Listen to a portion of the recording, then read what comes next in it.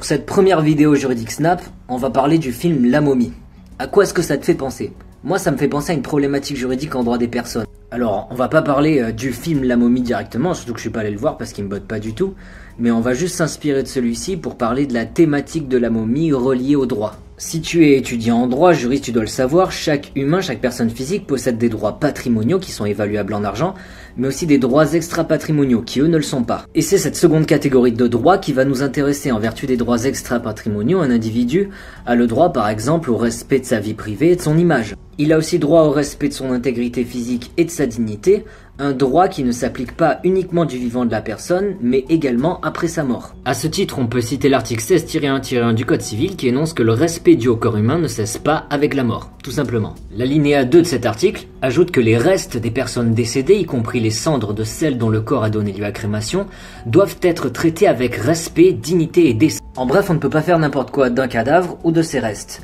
Or, à l'égard des momies, tu sais bien qu'on a l'habitude, depuis leur découverte, de les extraire de leur sépulture et de les exposer dans les... Le droit au respect de l'intégrité physique et de la dignité, qui ne s'achève donc pas avec la mort, suppose l'organisation de funérailles et de sépultures. À ce titre, une loi du 15 novembre 1887 instaure une liberté d'organiser des funérailles et une sépulture. En plus, l'organisation de funérailles et de sépultures s'explique aussi pour des raisons d'ordre public, d'hygiène et de salubrité publique plus précisément. Au-delà du fait que laisser des cadavres ou des restes d'humains dans les rues ou dans les campagnes, ça serait assez gore, cela attirerait les rats ou les gerbilles qui sont des rongeurs transporteurs de maladies qui sont communes à l'animal et à l'homme, comme la peste. Mais quoi qu'il en soit, exposer un cadavre dans un musée semble aller à l'encontre des droits extra-patrimoniaux détenus par chaque individu et qui ne s'achèvent pas avec la mort. Du coup, le Comité consultatif national d'éthique pour les sciences de la vie et de la santé a eu l'occasion de se prononcer à ce sujet dans un avis. Il est venu préciser, je cite, que s'agissant de la conservation ou de l'exposition de vestiges humains dans les musées publics, c'est dans le souhait de préserver un témoignage de l'histoire que réside sa motivation. Il existe donc une certaine forme de tolérance de la part de la loi qui décide de faire primer l'intérêt archéologique, historique, sur le droit pourtant fondamental au respect de l'intégrité physique et de la dignité.